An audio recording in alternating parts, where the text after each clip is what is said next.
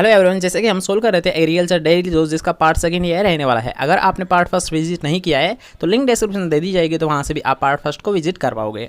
तो चलो आज की वीडियो को स्टार्ट करते हैं। जैसे कि हमने पार्ट फर्स्ट में डिस्कस कर ही लिया था कि इसकी सीरीज़ की कोई भी पार्ट अर्थात हर एक पार्ट में हम 30 क्वेश्चन को सोल्व करेंगे और 30 क्वेश्चन वही रहेंगे जो कि मोस्ट सेलेक्टेड क्वेश्चन रहने वाले हैं। इसलिए वीडियो को एंड तक जरूर देखना, जिससे कि आपको हर एक क्वेश्चन वीडियो के साथ ही क्लियर हो जाए। ठीक है, तो चलो आज की वीडियो स्टार्ट करते हैं। आज कुछ नया सीख लेते हैं। तो आज का हमारा फर्स्ट क्वेश्चन रहने वाला है, फलों से जेली बनाने का मुख्य तत्व कौन सा है। तो कौन सा होता है यार, हाँ पेक्टिन होता है, जिसे आप ऐसे भी समझ सकते हो कि अगर बात करते हैं जेली की तो जेली सबसे बेस्ट किसकी बनती है यार, हाँ अमरूद की बनती है।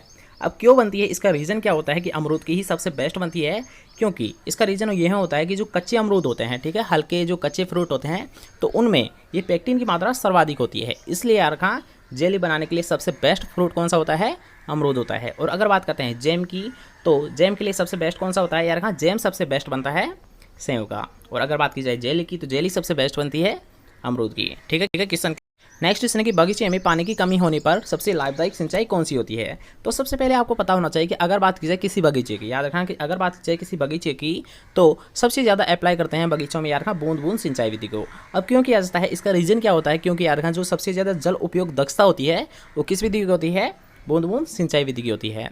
क्योंकि अगर बात की जाए इसमें जो पानी की बचत होती है वो होती है लगभग 80 से 85% के समथिंग। इसलिए यार हाँ बगीचों में सबसे ज़्यादा किसे अप्लाई किया जाता है, बूंद बूंद सिंचाई विधि को ही अप्लाई किया जाता है। ठीक है, नेक्स्ट क्वेश्चन की बात करते हैं कि अंगूर में बीज रहितता का कारण क्या होता है।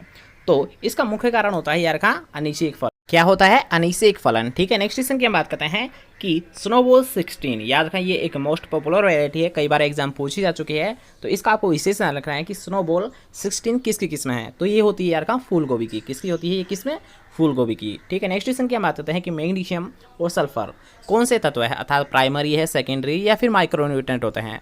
तो आपको पता ही होगा यार हाँ कैल्शियम, मैग्नीशियम और सल्फर क्या होते हैं, सेकेंडरी न्यूट्रेंट होते हैं, अर्थात कौन से तत्व है ये, द्वितीय तत्व है। और अगर बात करते हैं प्राइमरी न्यूट्रेंट की, तो कौन कौन से होते हैं यार का, एनपीके।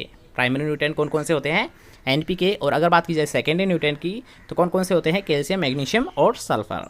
ठीक है, नेक्स्ट क्वेश्चन की हम बात करते हैं कि राजस्थान में सबसे अधिक मिलवा खेती अर्थात यार खान जो मिश्रित खेती है, तो वो सबसे ज़्यादा किसे अप्लाई किया जाता है। तो यार खान अगर बात की जाए सबसे ज़्यादा मिश्रित खेती की, तो राजस्थान में सबसे ज़्यादा अप्लाई करते हैं यार का सरसों प्लस चना को। किसको साथ साथ में लिया जाता है यार खान, सरसों प्लस चना को सबसे ज़्यादा ग्रो किया जाता है राजस्थान में। ठीक है, नेक्स्ट क्वेश्चन की बात करते हैं कि अच्छी सड़ी हुई गोबर की खाद में नाइट्रोजन कितना होता है।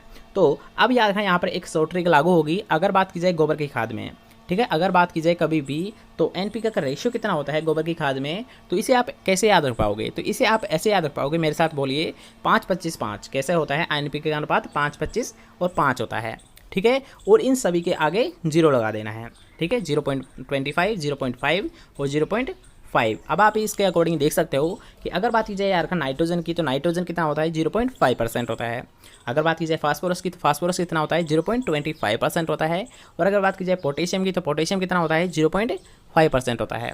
ठीक है, क्वेश्चन क्लियर हो, आप कभी भी इस ट्रिक को भूल नहीं सकते हो, बस आपको याद रखना है 5-25-5। ठीक है, नेक्स्ट क्वेश्चन की सर्वाधिक हरित खाद वाली फसल कौन सी है। तो यार हाँ अगर बात की जाए ऑप्शंस के अकॉर्डिंग, तो लगभग याद रखना सभी को अप्लाई किया जाता है, लेकिन आपसे क्वेश्चन में पूछा गया सर्वाधिक ग्रीन मैन्यूर के लिए किसे अप्लाई किया जाता है। तो कौन सी होती है यार हाँ, सनई। तो सबसे ज़्यादा यार हाँ हरित खाद के लिए सनई का अप्लाई किया जाता है। ठीक है, नेक्स्ट क्वेश्चन की बात करते हैं, हरित रोग इंगित करता है। तो यार हाँ हरित रोग को किस नाम से भी जाना जाता है, सबसे पहले याद रखना क्लोरोसिस के नाम से भी जाना जाता है। और ये क्लोरोसिस किसे इंगित करता है यार हाँ, यानी जो लीफ टिश्यू होते हैं इनके पीलेपन को दर्शाता है। क्लोरोसिस क्या होता है यार हाँ, जो पत्ती उत्तक होते हैं तो इनके पीलेपन को दर्शाता है। और अगर बात की जाए यार हाँ नेक्रोसिस की, ठीक है, एक होता है नेक्रोसिस, एक होता है क्लोरोसिस। तो नेक्रोसिस होता है पत्ती उत्तक के मरने को, यानी पत्ती उत्तक की मृत्यु को कौन दर्शाता है, नेक्रोसिस दर्शाता है। लेकिन अगर बात की जाए पत्ती उत्तक के पीलेपन को, तो इसे दर्शाता है क्लोरोसिस। ठीक है, नेक्स्ट क्वेश्चन की बात करते हैं, सिंचाई के पानी में लवण की मात्रा अधिक होने पर किस फसल को आसानी से ग्रो किया जाता है, अर्थात कौन सी यार खान लवण सहनशील फसल होती है। तो ऑप्शंस के अकॉर्डिंग राइट आंसर कौन सा है, जो यार खान जो को आसानी से ग्रो किया जाता है लवणीय कंडीशन में। ठीक है, नेक्स्ट क्वेश्चन है, उससे पहले अगर आपको वीडियो पसंद आए तो आपको नए वीडियो को एक लाइक, और चैनल को अभी तक सब्सक्राइब नहीं किया है तो चैनल को लीजिए सब्सक्राइब और पास के बेल आइकन में जरूर दबा देना, जैसे कि जब भी हमारे कोई नई वीडियो अपलोड की जाए तो उसका नोटिस सबसे पहले आपको मिले। नेक्स्ट क्वेश्चन है कि सभी मौसमों में उगने वाला फूल कौन सा है? तो यार हाँ गेंदा होता है, तो इसे सभी सीजन में आसानी से ग्रो किया जाता है। ठीक है, नेक्स्ट क्वेश्चन की हम बात करते हैं जो कि यार एक मोस्ट इंपॉर्टेंट क्वेश्चन है कि अगर आपसे पूछा जाता है कि खजूर का प्रोपेगेशन या प्रवर्धन किसके द्वारा किया जाता है, तो खजूर का प्रोपेगेशन किया जाता है अंततः भूविस्तारिक द्वारा। ठीक है, नेक्स्ट क्वेश्चन की हम बात करते हैं कि लाख के कीटों का पालने के लिए मुख्य पौधा कौन सा होता है? तो यार हाँ लाख के कीटों को आसानी से पाला जा सकता है पलाश के पौधे पर। किस पौधे पर पाला जा सकता है? यार हाँ पलाश के पौधे पर। नेक्स्ट क्वेश्चन है कि बाजरा का हरित वाली रोग का प्राथमिक संक्रमण स्रोत है, अर्थात यार इसे प्राइमरी सोर्स क्या होता है जो कि हरित वाली रोग को फैलाने का कार्य करता है? तो अगर बात करते हैं प्राइमरी इन्फेक्शन की, तो प्राइमरी इन्फेक्शन होता है यार बीज और मर्दा के द्वारा। लेकिन अगर बात की जाए सेकेंडरी इन्फेक्शन की, तो यार सेकेंडरी इन्फेक्शन किया जाता है, अर्थात इसको फैलाने का काम किया जाता है हवा और पानी के द्वारा। ठीक है, लगभग जो डिजीज होती है तो उनमें सेकेंडरी इन्फेक्शन किसके द्वारा होता है? यार हवा और पानी के द्वारा होता है। ठीक है, क्वेश्चन के लिए और नेक्स्ट क्वेश्चन की हम बात करते हैं कि टमाटर में पत्ती में सिकुड़न किसके द्वारा होता है? तो यार पत्ती में सिकुड़न अर्थात जो लीफ कर्ल डिजीज होती है, लीफ कर्ल किसके द्वारा होती है? यार वायरस के द्वारा होती है। याद रखना कि अगर बात की जाए किसी भी क्रॉप की, तो जो लीफ कर्ल डिजीज होती है ये होती है यार वायरस के द्वारा। ठीक है, नेक्स्ट क्वेश्चन की बात करते हैं जो कि याद रखना एक मोस्ट इंपॉर्टेंट क्वेश्चन है कि अगर आपसे पूछा जाता है कि बैंगन का जड़ गांठ रोग किसके द्वारा होता है, अर्थात यार जो जिसे किस नाम से भी जाना जाता है, रूट नोट डिजीज के नाम से भी जाना जाता है। तो यार ब्रिंजल में जो रूट नोट डिजीज है ये होती है निमेटोड के द्वारा। किसके द्वारा होती है? यार निमेटोड, जिसे यार सूत्रकृमि के नाम से भी जाना जाता है। तो अगर आपसे पूछा जाता है कि जो ब्रिंजल में रूट नोट डिजीज किसके द्वारा होती है, तो याद रखना सूत्रकृमि या निमेटोड के द्वारा होती है। ठीक है, नेक्स्ट क्वेश्चन की बात करते हैं चूर्णील आश्रिता रोग, अर्थात यार रखना जो डाउनी मिल्ड्यू रोग होता है तो ये किसके द्वारा होता है? तो यार रखना ये होता है मुख्यतः कवक के द्वारा। अब बात करते हैं कि चूर्णील आश्रिता रोग के सबसे उपयुक्त कवकनाशी कौन सी होती है? अर्थात यार डाउनी मिल्ड्यू को अगर कंट्रोल किया जाए तो उसके लिए किस फंजीसाइड का प्रयोग किया जाता है? तो उसके लिए याद रखना सबसे इफेक्टिव फंजीसाइड है केराथिन। किसका प्रयोग किया जाएगा? सबसे ज़्यादा केराथिन का प्रयोग किया जाता है। ठीक है, नेक्स्ट क्वेश्चन की बात करते हैं कि फलों के बगीचों में अधिकतम पौध संख्या किस विधि में होती है?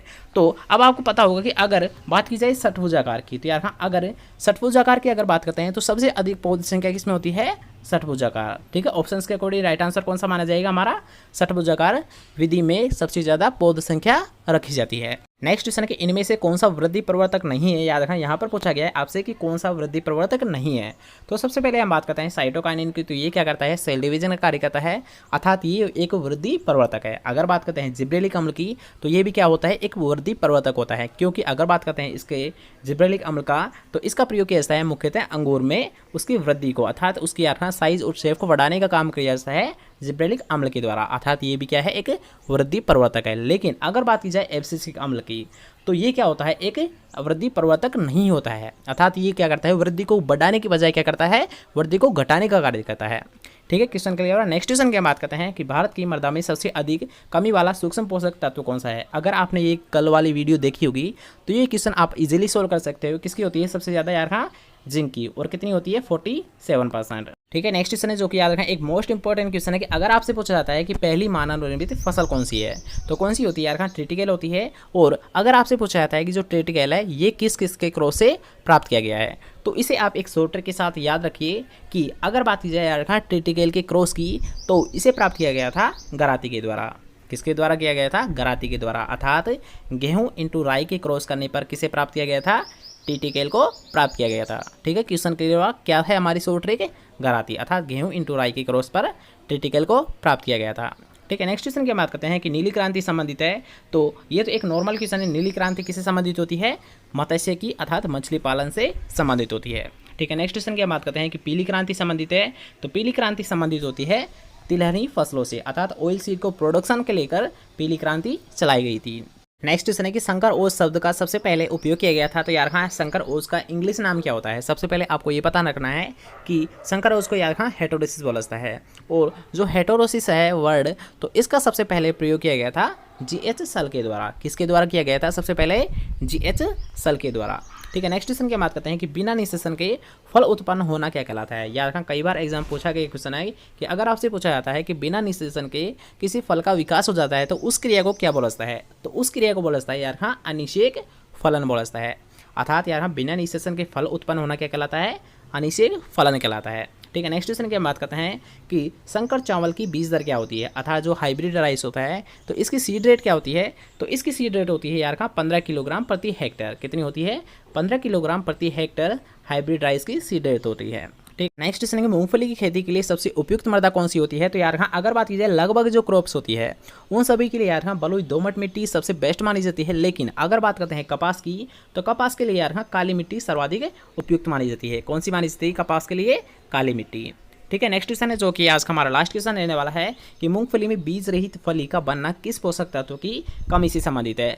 तो ये प्रॉब्लम क्रिएट होती है यार यहाँ कैल्शियम तत्व की कमी से। इसके साथ साथ आपको ये भी याद रखना है कि मूंगफली में बीज रहित फली का बनना क्या कहलाता है। याद रखना इसे एक टर्म के नाम से भी जाना जाता है, और वो कौन सी टर्म है याद रखना, पॉपिंग।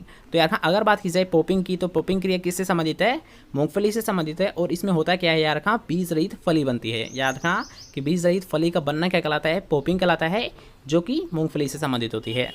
तो आज के लिए बस नहीं, कैसा लगा आज का वीडियो कमेंट करके जरूर बताइए। आई थिंक आपको वीडियो बहुत पसंद आएगी, तो आपको करना है वीडियो को एक लाइक, दोस्तों के साथ करना है ज़्यादा से ज़्यादा इस वीडियो को शेयर, ताकि उनकी भी आपके साथ हेल्प हो सके। और अगर चैनल को अभी तक सब्सक्राइब नहीं किया है तो चैनल को लीजिए सब्सक्राइब। मिलता है एक और नेक्स्ट इंपॉर्टेंट टॉपिक साथ, तब तक लीजिए हिंद, जय Bharat, bye bye, take care.